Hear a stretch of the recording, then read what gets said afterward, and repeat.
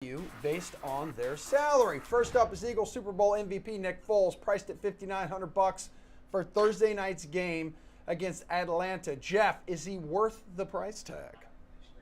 Yeah, I'd buy it. I mean, I do. I mean, most people probably aren't going to have that take. They're going to look at preseason and say, oh, this guy just had a lucky playoffs. He stinks. But look at the spot they're in. I mean, the Eagles, Jay Ajayi's banged up. The Eagles are still at home, and they're still favorites in this game, and it's got a decent point total.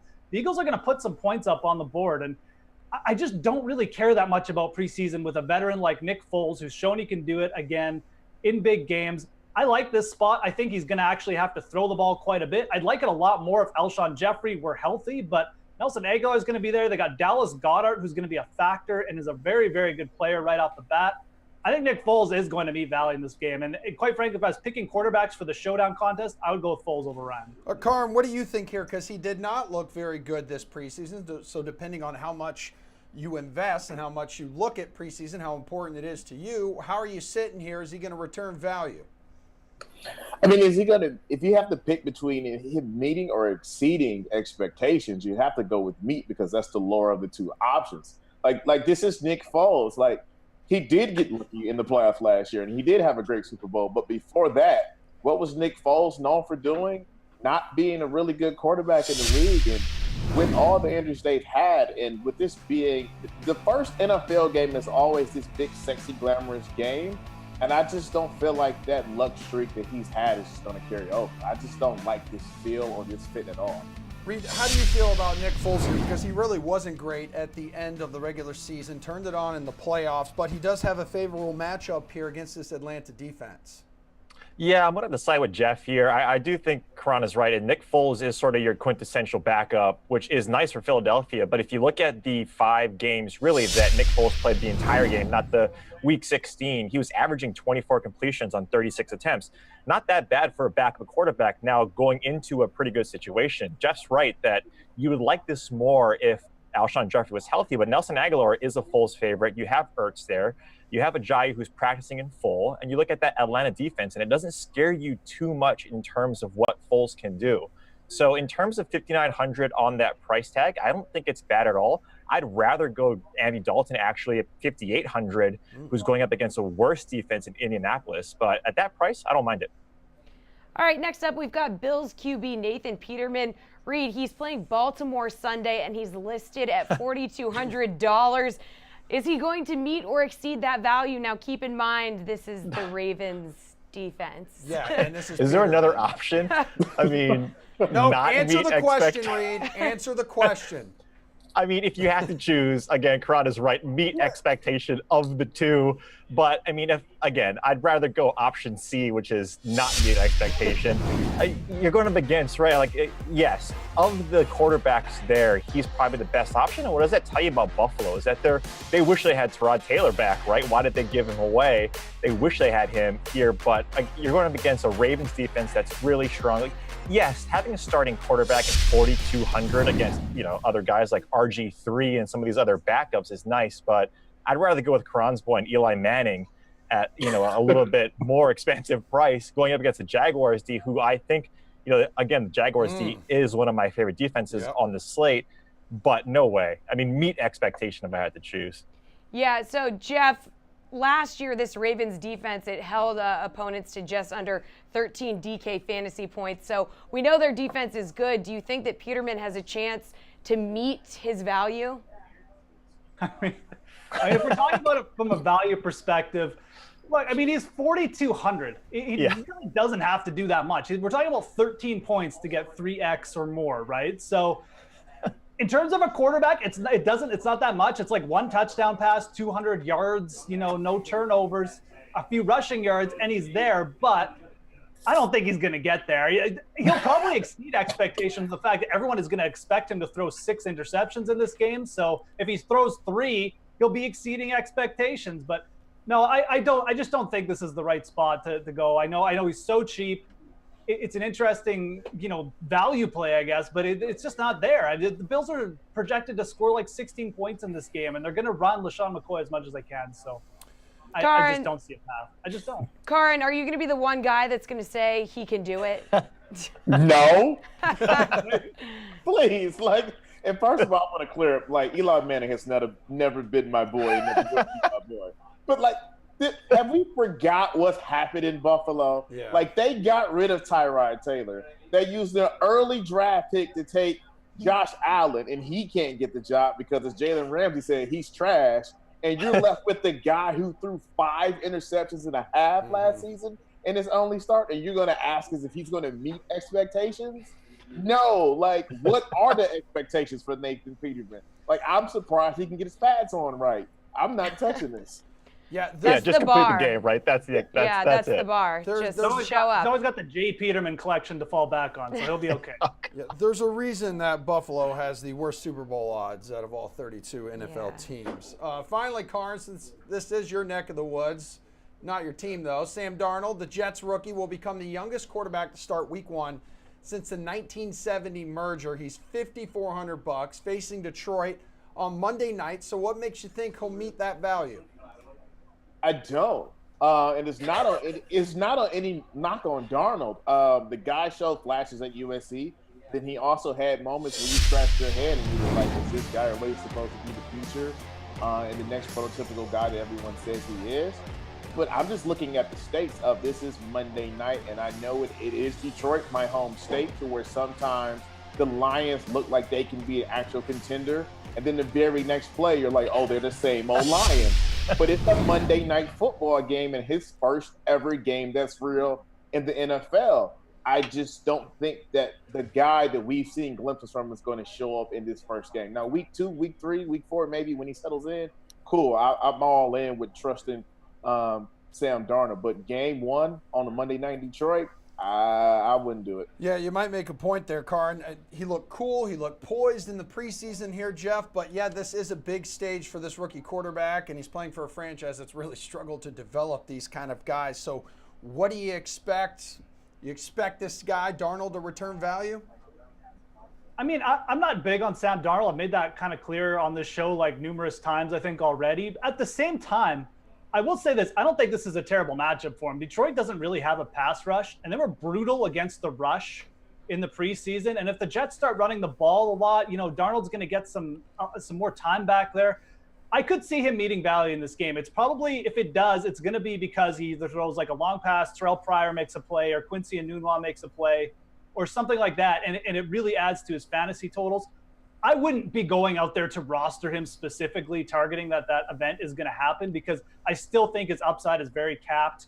He just was not pushing the ball down the field much in preseason. I don't think that's his game. And like I said, I just don't really see the upside in him as a player anyways. So it's not a bad matchup. I won't be shocked if he throws up like 20 DK points, but I'm not really expecting him to exceed value either. Reed, If you're Darnold. trusting Terrell Pryor to make a play, like Yeah, I heard that. he hasn't done that since Ohio State, and he was like selling his pants for tattoos. I don't know. He apparently had like a foot injury all last year. I'm just trying to give him the benefit. I'm playing to play devil's advocate here, man. Okay, we can't all bash Darnold. Yeah. Yeah, we can. Yeah, we can. Okay. Terrell I'm fine with Pryor that. is Reed's guy too, so please be careful with that. But Reed, You're just on Karan's side. Yeah, just really quickly, I think you look at the Jets, 56% pass to run ratio. So you think the opportunity might be there. Quincy Enunwa, if you want to do a potential GPP play, the open's going to be middle. He's sort of your receiver, tight end hybrid. But at that price, again, it's a return value. You're not asking for too much. If you wanted to go contrarian, I think Darnold is there. But again, Dak Prescott is a little bit higher than him, and I like that matchup a little bit better. So I would say he meets expectation because, again, that pass defense, and like Jeff was saying, that rush defense, Matt Patricia remains to be seen what he's going to do. But I don't really trust Detroit's defense. So, yeah, I think he's going to meet expectation. All right, thanks, guys. Sit tight. We're going to talk to you again in a couple minutes. But right now, we got our golf panel. They're going to be after the break. Coming up next to play PGA Fill in the Blank. In the meantime, here's Pat Mayo and company with more NFL salary analysis for Week 1. First up, what do you do with Le'Veon Bell? Because this situation, as we speak right now, has not been resolved. We don't know if he's going to show up. We don't know if he's going to play. Let's say he does show up, and let's say he is active. He had 13 touches Week 1 against Cleveland last season. He's the most expensive player at the running back position. This just screams he's going to be like 3% owned regardless of what happens if he plays. But does that mean you should still play him?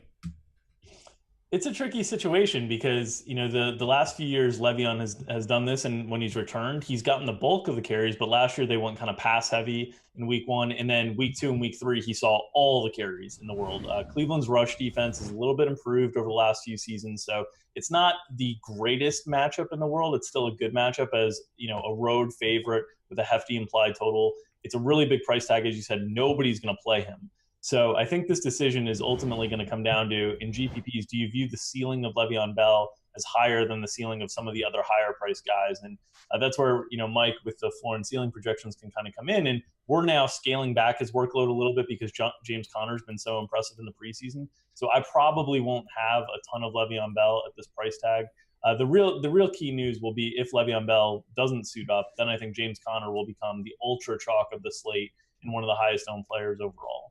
So last season, Mike, when we were in this situation with Le'Veon Bell coming off the holdout, he still played 72% of Pittsburgh's offensive snaps in week 1. It just didn't materialize into any touches. So what do you make of Bell if he plays? And is James Conner at $4,500 like a lock play, or is like Jalen Samuel something you should start looking at?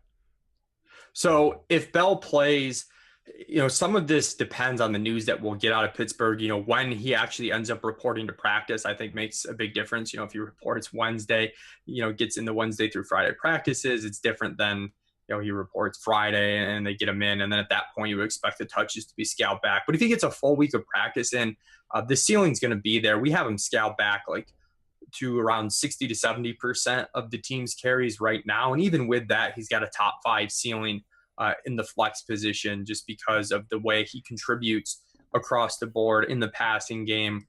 In terms of market share touchdowns, you got a pretty good team total there. But if he's out, I think Conner becomes that chalk play that we talked about when we did that preview show, me, you, and Drew before, where we said, you know, sometimes when you've got a cheap running back in a smash spot, like that's where you can completely eat the chalk. And I think Conner would do that. So over the last few seasons, backup running backs for Pittsburgh have averaged something like, you know, 20 fantasy points per game when Bell's been out, because they still give them that bell cow role. And I think Conner would step in and get, you know, maybe not the 80+% market share that Le'Veon Bell's getting, but if you put him anywhere 65 to 70% of the carries and rush touchdowns, you know, start to give him 10 to 15% of the team's targets, he becomes an outlier strong play. So do you think that Jalen Samuels just plays no role in this whatsoever? Because he's $3,000. That if you were to divvy it up a little bit, or all of a sudden they just swerve and say, hey, Samuels, you're the man here right now. We think that you're better served for this, where Connor's just more of a change of pace backup. Now, he hasn't shown that. That is not the outcome that I would expect to happen. But do you think that's on the table at all, Mike? I don't really think that's on the table. I guess if that'd be more of a reason to fade Conner, if you just think he's absurd chalk and you're worried a little bit about Samuels, but I don't see any way where I'm using Samuels unless we just hear some reports and my mind really changes. I don't know if Drew feels differently, but that's kind of where I'm at. Drew, I mean, same question to you. And when Mike brings up market share and he talks about the percentage of snaps that a running back is going to play, what would you say is a high-end bell cow market share for a running back? Over 80% of the offensive snaps, over 75%, that range? Yeah, so snaps, it's going to be over 75%. When we talk about market share, we're often talking about rush attempts or touchdowns in general. So a market share of rush attempts for a bell cow is typically, you know, in the high 60s, low 70s, and then a target share of, you know, 10% or greater. And those are the true bell cow backs that can really, you know, contribute in any game script and any game format. So in this case, what we've seen from Pittsburgh in the past, they've used the backup. Usually it's been D'Angelo Williams in the past as kind of that bell cow back where they're in for 70+% of snaps. They're getting, you know, around 70% of the carries, high 60s, and they're getting that market share of the targets as well. Jalen Samuels was kind of like a utility player in college where he played a little bit of tight end, a little bit of halfback, a little bit of kind of wing back lining up. And he's very useful in a lot of different roles, but he wasn't often a bell cow in college. So I think James Conner would operate in that role if Le'Veon Bell was out, and I think he would be the prime.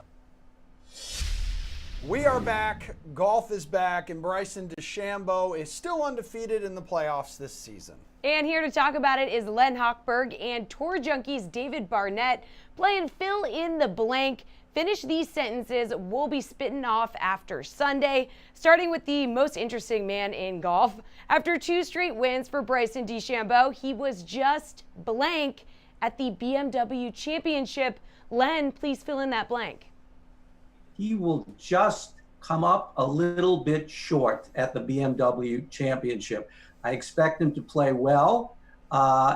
He has been going great. He did not exude so much excitement at winning on Monday. I think so. He is keeping things under control. He even talked afterward about some things he needs to improve on. I think it's just asking, obviously, a little bit too much to win 3 in a row, but I expect him to play well. David, after 2 straight wins for Bryson DeChambeau, he was just blank at the BMW Championship. Well, I'm gonna make BMW proud and say he is the ultimate driving machine. I don't see him really slowing down here. I'm not sure that 3 straight wins is going to happen either, but in the last 12 rounds, he is 8th in strokes gained off the tee, 20th in proximity, and now, as of about, I don't know, an hour and a half ago, he's footloose and fancy free, having been named a Ryder Cup captain, a Ryder Cup player, as we all thought he would be. And he's also locked up the #1 seed at Eastlake next week for the Tour Championship and that shot at $10 million. I think he's going to be playing pretty free at the BMW. So, I agree with Lynn. Maybe not 3 straight wins, but I think he's going to play pretty well.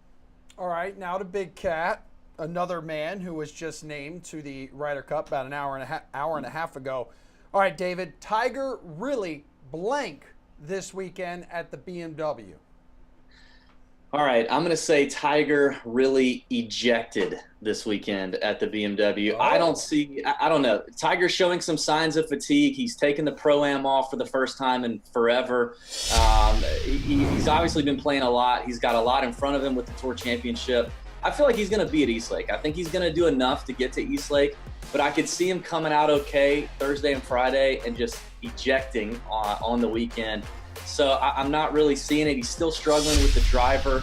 Placement off the tee to attack these greens is going to be important this week. The iron play is still pretty amazing, but the driver's just not there. So I think Tiger's going to do enough to play at Eastlake, but I think that's just about it. All right, he's $9,200. He's won this tournament 5 times, had that disappointing finish at the Dell. So, Len, Tiger really blanked this weekend at the BMW.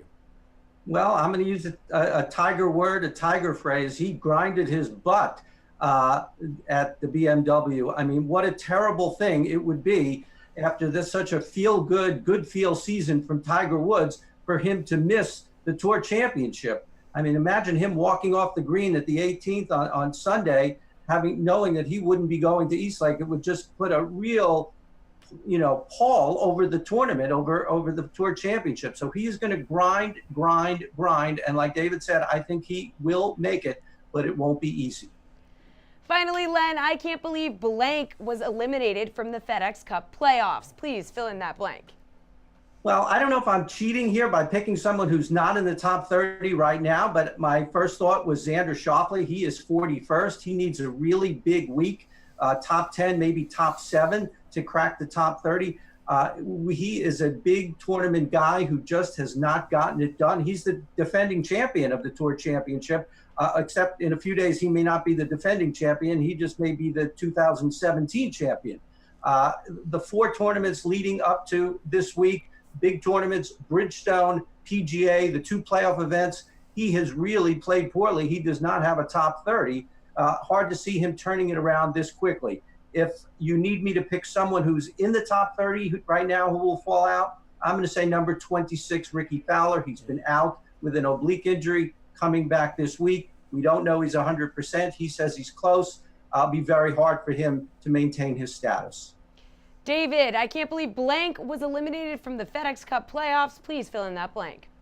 Well, I can't believe Lynn just stole my guy. Oh. All right, it's Ricky Fowler. That's my guy, and I think I wanted to look at somebody in the top 30, and I do think that the guys from 30 to 40 are not. When you look at the list of names in that 30 to 40, they don't feel like guys who can easily overtake somebody in the 25 to 30 range.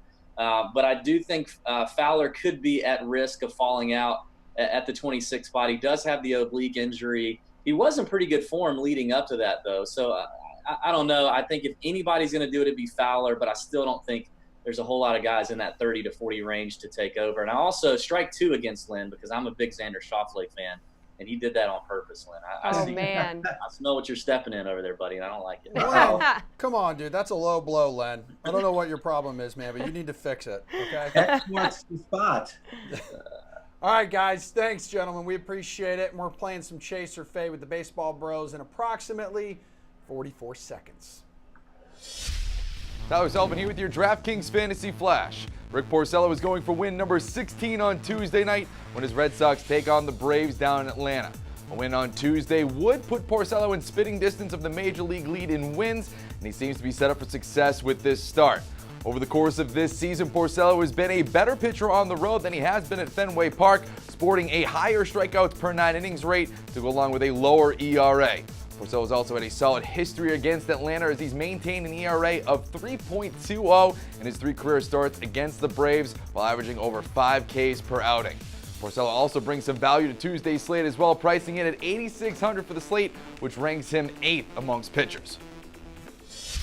A massive 30-team Major League Baseball slate this evening, which means lots of options, many questions, and we've got the squad to help you sort it all out. Welcome back, Julian, Steve, and Matt, who, by the way, you can find on the Action Network app on Android and iPhone. Action, Matt. Steve, do not roll your eyes. Yeah, We're all right. contractually obligated to mention that. All right, guys, Chase or Fade time. So, Matt, you're up first. Justin Verlander has another 10 strikeout, 20-plus DK fantasy point outing in him tonight against the Twins. Chase or Fade, Matt? Yeah, I mean, 10 strikeouts might be a little bit aggressive, but I think that this is about as good a spot you could ask for, so I'm going to chase this. The Twins' projected lineup, 25.6% strikeout rate against right-handers over the past 12 months. That's the 7th highest splits-adjusted mark on the slate. Obviously, Verlander is an elite strikeout pitcher, averaging nearly 12 per 9 innings. He's got excellent Vegas data. His StatCast data from his past 2 starts is awesome. So there's really nothing working against Verlander here. I think that he might see some reduced ownership because we have cores on the slate. We have some high-priced offenses, but I don't see any reason why you would want to lean away from Verlander tonight. Julian, 20-plus DK fantasy points. What do you think? Does he have it in him? Yeah, I'm almost exactly on the same page as Matt here. The 10 strikeouts, it could be a little bit lower, it could be a little bit over, but I'm definitely chasing over 20 DK points here. And it's just because there's nothing not to like about the matchup. Matt mentioned the 26% strikeout rate for the Twins against right-handed pitchers. Verlander, over the course of his career against these bats, has a 25% strikeout rate against them, and this is about as bad as they've ever looked. So you would think an elite pitching option against this lineup, those numbers would only be enhanced. This is definitely a chalk pitcher to line yourself up with tonight. The only question is, with 15 games with these high-priced offenses, can you afford him at $12,300? And I think if there's any way that you can, this is kind of the most sure thing on this slate. So if you can get Verlander into your lineups at that price, I absolutely love it. Steve, is Verlander a sure thing? Yeah, I'm on the same page as nobody. I don't like this play at all. Look, nice. You like Hot that? take. Hot take, Sweatometer. Look, he smoked this team before earlier in the year. 34.7 DK fantasy points, 9 strikeouts through 7 innings pitched. Can he do the things that you're asking tonight? Yeah, absolutely. It's totally possible. But I'll tell you what, I'm not going to pay that much to find out. I'll happily check the DK Live app later on tonight to see how he does. Look, he's coming off a really bad month of August. He had a 354 WOBA with 9 home runs allowed. He's still striking out guys at an elite rate, but his shakiness lately is absolutely keeping me off of him. There's a lot of good value pitchers on this slate tonight, so you don't have to go that route with Verlander. Save some money, get some bats. Don't listen to these guys. Julian, look at the sweatometer. It is on fire. That's what you are guys are supposed boring. to do. That's what you're supposed to do in this segment, okay? Wow. Gotcha. It's on All right, fire. Steve, we're going to let you keep the fire cooking. Javier Baez is the highest priced infielder on the slate, so chase or fade that he's worth it. Yeah, I'm definitely fading this one. I mean, look, we have to give Wade Miley credit. He's been keeping right-handed bats at bay somehow, some way. I mean, 11, stop it, Matt, stop it. Look, 11 starts, he's only allowed 3 home runs allowed to right-handed bats, 271 WOBA with a 3.64 FIP. Baez could have a tough time paying off that salary tonight. It's just not necessary. Like I said earlier, cheaper hitters in much better matchups tonight, but I'm sure Matt has some StatCast data from the Action Network that he can spew to us and try to dispute me. Matt, Thanks do for you the have plug. StatCast data from the Action Network that you can spew at Steve? I could go there, but I'm not going to. I mean, just because Miley has been good in like 20 innings this season against right-handed batters, more like doesn't 50. mean all of a sudden he's good against right-handed batters. Look at his career numbers. He gets destroyed by righties. He allowed a WOBA near 380 to right-handed batters just last season. We know Baez crushes left-handed pitching. I do think this is a little bit expensive for him, but I have no problem paying up for him if you are going, a little bit of a different route. Like if you are going to avoid Verlander, as Steve incorrectly will tonight, like I think you can pay up for Baez, but I think that this is a spot where he certainly can go off. Like Miley is a pretty pedestrian pitcher. Well, Javier Baez having a career years, generating plenty of MVP buzz, already hit that 30 home run, 100 RBI mark. Julian, can you get the sweatometer moving here? Are you chasing or fading this kid? Javier Baez will hit 7 home runs tonight on this team. I don't have – look, I'm yes, there you go, Julian, you did it. Nope, just kidding. I'm kind of in between these guys here. Look, is Javier Baez a bad play? No, I don't think so. But I also don't really have any feeling to pay up for $5,800 for him. The question is he worth being the highest priced infielder on this slate? We talked about Alex Bregman. I like him more. Jose Ramirez, I would still rather take a chance on him at $5,400. Matt Carpenter is $5,300. Francisco Lindor down at $5,100. I like a lot. His teammate, Chris Bryant, at $5,100. Paul Goldschmidt is $5,000. Look at all these good infielders that are still at elite pricing, but are in, I think, just as good a spots as him. So I don't think he's going to be the highest scoring infielder on this slate when you have all those other really good options to pay down for. Ooh, hot take sweatometer actually is moving there. Steve Jr. Wow. Getting it done. All right, guys. Rangers Angels is a better stack than the core stack of Giants and Rockies. You're up, Mr. Stack. That would be you, Julian. That would be me. And if you read my article, you would notice something missing from the top 5 stacks tonight. There were no Colorado Rockies. There was no Coors Field. I don't think we have to pay this type of salary for what's a really good pitching matchup there in Marquez versus Rodriguez. Both of these games are right in the 9.5 to 10 run mark when we look at over-unders and run totals in these matchups. I think you can save so much money by going to Arlington and looking primarily at the Rangers, but at the Angels if you want to. Andrew Heaney of the Angels, he made one trip to Texas this year. He got lit up by the Rangers in Arlington. When we're talking about very, very similar run totals and save, $1,000, $1,500 on some of these bats to go to Texas, I think you have to look there before going to Coors Field. What about you, Steve? What do you think? Are you stacking? Yeah, I don't really like either of these games tonight. I'm really not focused on either one. I mean, look, we have to give Mike Minor some credit. For whatever reason, he's actually pitched really well at Globe Life Park, and it's not like the Angels are exactly crushing the ball right now. And then even Andrew Heaney against the Rangers, they don't really necessarily hit lefties a lot. There's a lot of lefties in that lineup. So I feel like both of these games are just totally off my radar here. As Julian mentioned, too, I don't like all the runs that supposedly are coming at Coors Field tonight with Marquez, who we'll talk about later, and Derek Rodriguez on the mound. Both pitchers have pitched pretty well as of late. So as a whole, I'm not getting any of these games in. I like the White Sox so much more tonight. I love the Padres against Robbie Ray. They are so much cheaper to stack as well. There's definitely better routes to go on this slate, so don't be going with these games. Action Mac, nobody is stacking. What are you going to do here? Yeah, I agree. I mean, if I have to pick a game here, I would pick the core side, but I don't really like the core side either. I mean, if you look at the Rangers and the A's total, it's dropped from 10 all the way to 9. The sharp money is just pounding the under right now. Almost 80% of the dollars being wagered on that game are coming in on the under. So the sharp people that move lines in Vegas, they don't think there's going to be a lot of runs in this game. So, that's a strong stay away from me. If you want to stack the Rockies or the Giants, I would much rather go that route. But again, I think there are better teams and better spots. Nobody's stacking. Nope. Not tonight, at least. I am stacking the Rangers. I said I would stack the Rangers. So. Oh, okay. Yeah. Someone is stacking. Get your facts Mr. straight. Stack is okay? stacking. All right. Mr. Stack, Great. Jules. Can't let nobody be stacking anything. I got to give you something. Yeah, thank you. Appreciate that.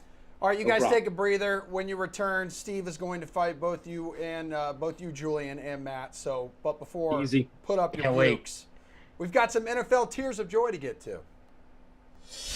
Tyler Sullivan here with your DraftKings Fantasy Flash. Blake Wheeler is staying in Winnipeg for the foreseeable future as the winger inked a 5-year, $41.25 million extension on Tuesday. Wheeler is coming off a career year with the Jets where he was tied for the league lead in assists with 68 to go along with his 23 goals. Those 91 points were also the highest on the Jets roster.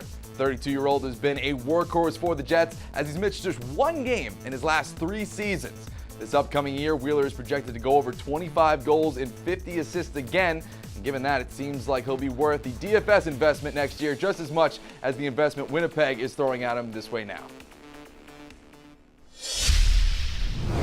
Hello once again to all of you at home, and hello once again to Jeff Reed and Karin playing some NFL Tears of Joy. Focusing on Sunday's main slate here, make your picks from the following tiers.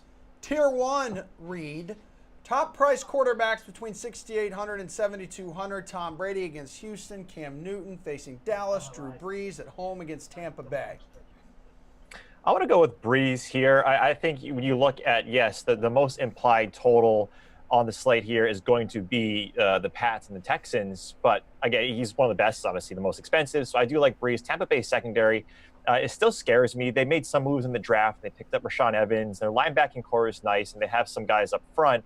But that secondary is something that scares me. So I do like Breeze at that lesser price if I had to choose between the 3.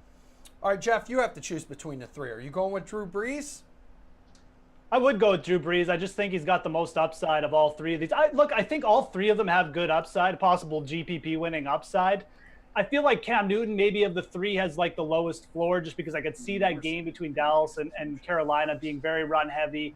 Not as much scoring perhaps as projected, but Drew Brees, I mean, at home against the terrible Tampa Bay Buccaneers team, this could really scream just blowout. And Sean Payton is a coach who likes to keep his foot on the gas. So Drew Brees for me has the most hypothetical upside of this week for sure at QB. All right, Jeff seems to think a lot of GPP upside for Brady, Newton, and Brees. So Karin, who do you like among the trio?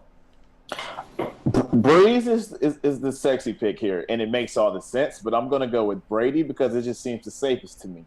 Because every season at the beginning of the year, the same storyline is about this Patriots defense and how it starts off slow. Then later in the year, they get better and they found their groove, and Matt Patricia's gone. Well, there's someone who's always in his groove all season long, and that's Tom Brady. So with that defense probably going to be a question mark like they are every year at the beginning of the season, I know number 12 is going to show up. But like my other guys, I feel like you can't lose with this one. I'm just going to pick with Brady because I've just had a longer resume and history of trusting that guy. All right, Tier 4, Jeff, running backs between 6,500 and 7,000.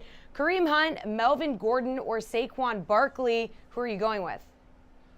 I don't really love any of these 3, to be honest. Like that, I'm not going to be overweight on any of these 3. But if I had to pick between them, I'd go Melvin Gordon. I mean, look, Saquon Barkley's a great talent, but he's going up against, a top 3 defense, and he's a rookie, and he's coming off a hamstring injury from the preseason. I just don't know why you'd pay so much for him when you got Christian McCaffrey, who we know is locked into a high usage spot. Melvin Gordon is kind of interesting, though, because he has that same kind of high usage. He's going to be at home. The Chargers are favored in the first game here, so it's not the greatest matchup against Kansas City, but Melvin Gordon's going to get it involved in the passing game as well. So of these 3, I definitely like Gordon the most. Hunt, yeah, if you're stacking Chiefs and you want to be a bit contrarian, I get it. Barkley, for me, is just a complete fade week 1. Karin, Saquon Barkley, he's got a lot of buzz surrounding him. So what do you think? Would you take a chance on the rookie? Yep. I feel like his use is going to be high too. Like, let's think about this. ODB's coming back from an injury. Jalen Ramsey's going to be on that guy, and Eli Manning's his quarterback. So just out of sheer necessity, who's probably going to get a lot of touches? The rookie. And why not? Like, the guy's got all the talent in the world. He can catch passes. He can take it up the middle, and he has a little bit of juke moves in him. If you like my shoulders there. I'm going with the rookie in this one. What about you, Reed? Do you like the rookie and maybe some juke moves? I don't know. Let's see you juke. I mean, yes, the juke moves, but I hate to do this, but I have to agree with Jeff here. It's going to be Melvin Gordon. I got him for 18 to 22 carries in this game. And it's basically, too, what you're looking at, the Kansas City defense. 5 of their 6 draft picks were on defense, so clearly they have holes that they need to fix. Johnson's gone. Eric Berry's still up in the air for week 1, obviously, as their quarterback in that secondary. The Kansas City Chiefs, I mean, that game has the chance to be a potential blowout. And Austin Eckler doesn't really scare me that much. So if I had to pick of these 3, like, I get it. I get the Saquon pick. It's nice, but like, that Jacksonville defense is so stout. I'd rather go against that Kansas City defense. So Gordon. You're such a homer, Emerson. We get it. It's true though. I was kind of shocked. I was kind of shocked, Karin, you went with the rookie running back considering that defense he's going up against. But Karin, let's talk about like, who else is going to get the ball if Jalen Ramsey locks up ODB? How about Evan Ingram, Odell Beckham, Sterling Shepard? Yeah. There you go. There you go, Karin. I mean, I got my team back. But who has to throw it to him? Eli. He's fine. Eli's good. Eli's fine. All right. I'll let you take this one, Karin. We're talking wide receivers, familiar faces in new places. Cleveland's Jarvis Landry, Baltimore's Michael Crabtree, Sammy Watkins of the Chiefs. Who's your guy out of those 3? I'm going with Blessum. Like, I've been completely listen. Hard Knocks. This has been a great media thing they've done because I'm like completely on the train to see what happens. That makes 2 of us. Season finale tonight, by the way. Like, I can't wait till tonight.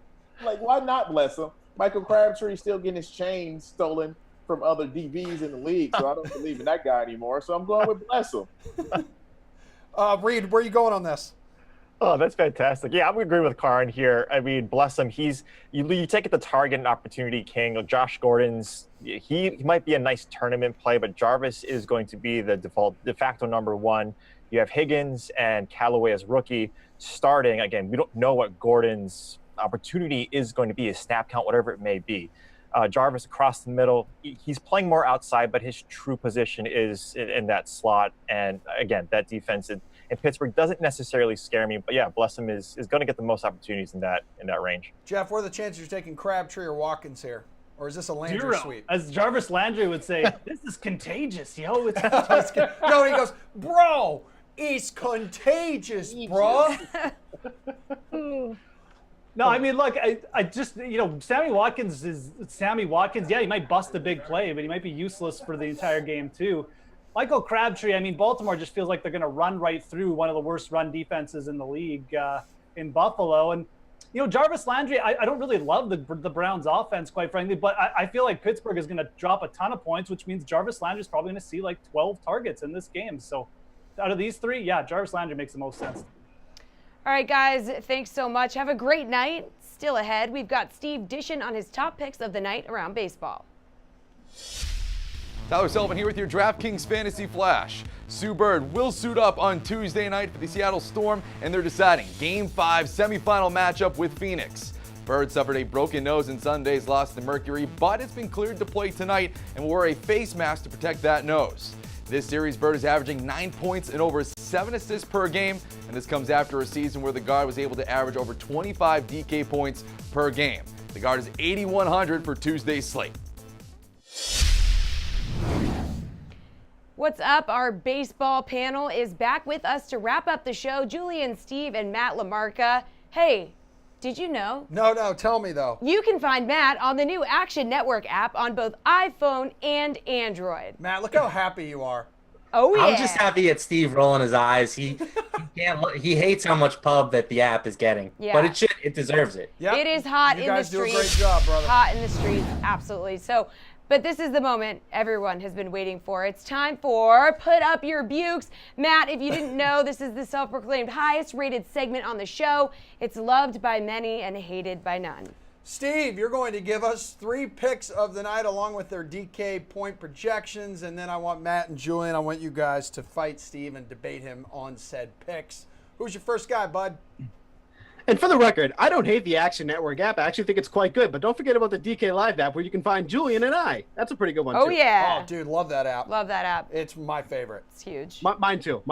But I'm going to start with Marquez at Coors Field tonight for 9,300 at 24 DK fantasy points. I mean, look, it's a huge slate, so a pitcher in Coors Field, I mean, what could go wrong, right? But look, since the All-Star break, Marquez has just been on fire. 246 WOBA with a 2.33 FIP and a K9 of 11. That's through 54 and 2/3 innings. So hopefully that's a big enough sample size for Action Matt, because I know he was complaining about that earlier. And then look at home during that same time span, 271 WOBA with a 2.37 FIP at Coors Field. I mean, that's some impressive numbers right there. And he's going up against the Giants tonight. What can the Giants hit other than hitting the showers after putting up another loss? 241 WOBA with a 133 isolated power. I'm making myself laugh. Nearly a 30% K percentage over the past 2 weeks. I have absolutely no issues paying up for the pitcher at Coors Field tonight. I think he's in a great spot. I think that run total is just too high tonight, so go with Marquez. Is that enough action for you, Action Matt? Yeah, I mean, he makes some great points. I'm not going to fight super hard on this one, but historically paying up for a pitcher at Coors is just bad process. Doesn't matter. They've averaged 3.04 points under salary-based expectations if you look at guys priced comparably to Marquez tonight.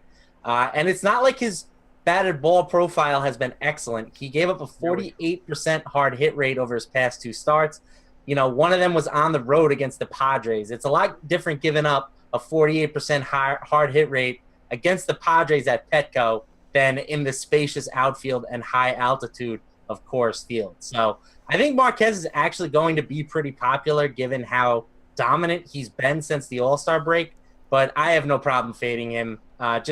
I'll never really pay up for a pitcher at Coors just out of principle. Julian, where do you sit on this one? Because earlier you weren't super hot on like the action going down inside Coors. Yeah, Steve and I are actually seeing this slate pretty similarly tonight. I don't necessarily love Marquez as much as he does, but I do think that Coors is definitely going to be a letdown in terms of runs tonight. And this guy's just been really good lately. He's surpassed 25 DraftKings points in 6 of his last 9 games. And in 2 of the 3 games that he didn't, he still went past 20. So he has been in a real groove. He has been striking out opposing batters. I think Marquez, in terms of being at Coors Field, is about as safe as you can get for the spot that he's in. But I do have to, I mean, a little bit of echo for what Matt said. You still are, it's a lot of money for a pitcher at Coors. And some of these Giants bats are really cheap. So while I think that Marquez has been really good, I think you can also get some value just in terms of how cheap these left-handed bats are early in the order for the Giants. And I don't mind doing that at all. Marquez has been bad against the Giants historically in his starts. So I know I'm contradicting myself a little bit here. You're 100% contradicting yourself. Marquez, but I do have to disagree with Steve in some way here and say that I don't mind rostering lefty bats for San Francisco either. 3K leadoff hitter at Coors tonight. You'll never see that again. There you go. Steve, put up your second Buke, please. I mean, can you believe what we just heard? I mean, guys contradicting themselves. Honestly, I'm being real with you. I'm confused after what Julian just said. That's why I'm just like, go to your second Buke. And then Matt basically disagreeing but agreeing in the same sense. Whatever. That's why this segment's great. Matt Davidson for 16 DK fantasy points. Look, I love the White Sox against Francisco Liriano 10. Everybody should. I mean, Davidson against left-handed pitching, 402 WOBA, the 250 isolated power on the year. Then we look at the pathetic numbers that Liriano is posting against right-handed bats. 386 WOBA, the 6.39 FIP, with 17 of his 19 home runs allowed.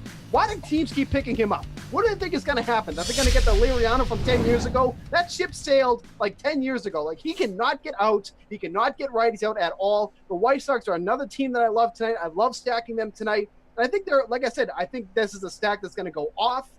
How can you not like Davidson and the White Sox? Like, I cannot wait to hear what these guys say on why they shouldn't do it, because it's not going to make any sense. But go ahead. I can tell you right now, Julian, I don't think he's going to disagree with you because the Sox, as he mentioned earlier in this program, is his top stack. So take it away, Julian. Read my notes. Yeah, I actually didn't listen to Steve that much there because I was looking at the Giants lineup. And you can roster the top 3 bats there for $10,600, all lefties. I would rather do that. All zeros. Marquez. We're past it. Yes, he copied my article and took Matt Davidson, the cleanup hitter, in my top stack of the evening, as he would say, because I always copy his picks when I come up with anything that's in his article. Of course, I'm going to chase the cleanup hitter going up against Francisco Liriano. Allow me to read you a short piece of work from Top Stacks earlier today. The Tigers left-handed pitcher Francisco Liriano at 4,900 has been a dumpster fire in the month of August, lasting just 21 innings with a 341 batting average against and 7 home runs to opponents, resulting in a 7.17 ERA. Yes, give me Matt Davidson and give me all of the White Sox tonight. Easy stack. Matt, you like Matt Davidson or you like the dumpster fire Liriano? Well, when you set it up that way, I can't really take Liriano, can I? Well, you can, but you can make an argument for taking the dumpster Go ahead. fire. Take Liriano. No. It's the White Sox here. We're in agreement. I think the White Sox are a really nice stack tonight. They're not expensive, and Davidson is the centerpiece of that. I mean, he crushes left-handed pitchers. Liriano can't get right-handers out, and he's either matched or exceeded his StatCast numbers over the past 15 games, Davidson, that is. So there's really nothing not to like about him. I think he's a great play. You have one more Buke, Steven. What is it? Yeah, I'm going to go with Steve Pearce, $3,800 for 13 DK fantasy points. Look, he's batting 5th tonight in the Red Sox lineup. I mean, you can't go wrong with that there. And they're facing Sean Newcomb. Look, he's been quiet as of late. I'll definitely give you that. But against lefties, that's been his matchup. 442 WOBA with a 259 isolated power. Newcomb is coming off his worst month of the season.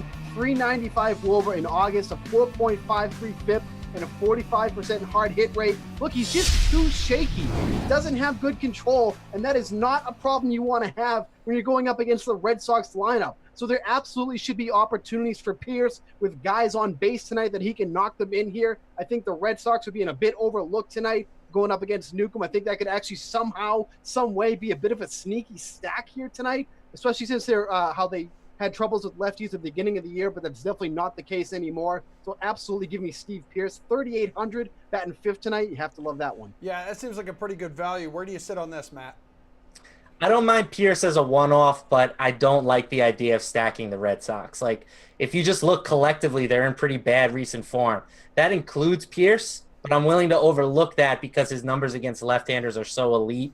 Oh, thanks. And he's cheap at 3,800, but like, I'm not paying $6K for Mookie Betts or $5,700 for JD Martinez the way they've been swinging the bats recently. I just think that's a pretty poor idea. Matt's from New York, by the way. Yeah, I know. Yeah, but I'm a Mets fan. That makes me a de facto Red Sox fan. All right, so let's go to Julian, who is a Boston guy. What are you going to do with Steve Pearce here, man? I am a Boston guy, but you can't get me interested in Steve Pearce. He's just been too cold lately, and I think there's better places to target than the Red Sox offense. And I just wanted to disagree with Steve. And also, how about this call? 13 DK points. You can't go with 14 and say he's going to get a homer. Put some conviction behind it. But if we're going with $3,800 guys, just give me all the White Sox. You got Jose Rondon hitting 2nd. He's 3,800. Wellington Castillo, great BVP in this matchup against Lindor. 3,900 slotted into the catcher spot. There's guys in this price range that I'd rather roster on a lot of other teams. Steve, would you like to change your fantasy point projection for Mr. Yeah, let's Pearce? make it 20. Okay. Okay, 20. I'll remember that later tonight after the game. We'll You tweet heard each it other. here. Hot take sweatometer going off. Whew. All right, guys, before we let you go, we need you to hit us with those slate-approved picks. This is the one guy from this 15-game slate that you're rostering no matter what. Matt, you're slate-approved. I'm going chalky here. Justin Verlander. Justin Verlander. Steve, I can hear you laughing. Who are you going with? Yeah, put a lot of thought into that one. Thanks for that one, Matt. Yeah, we're going to go with Marquez and definitely not Verlander. Julian, how about you? Give me the guy that Steve stole from my stack, Matt Davidson. Yeah, Steve, we've noticed you do that a lot. Oh, yeah, totally. Definitely go to Julian's article first. All right. Thanks, As everyone guys. does. We appreciate the time and hot takes. All right, Emerson. Yo. Did you learn anything today? Yeah, I learned that everyone is on board. And by on board, I mean everyone hates Nathan Peterman. Okay, yeah, I was going to say, I actually learned that Karin is standing by Saquon Barkley despite a lot of people thinking that's a bad idea. He's all in on Saquon. Yeah. So I know, and again, Saquon's facing the toughest defense in the National Football League on Sunday. did you guys know that Emerson No. is a Jaguars fan? Listen, I don't know man, if anybody one of could the few tell. up here in Boston, that's Yeah. for sure, but there's a lot down south. All right, guys, this has been The Sweat. I'm Jessie Coffield. He's Emerson Lotzia. And we're going to be back tomorrow at 6 o'clock 6 Eastern p.m. time. That's 6 p.m. 3 o'clock for those of you on the West Coast. All right, bye, guys.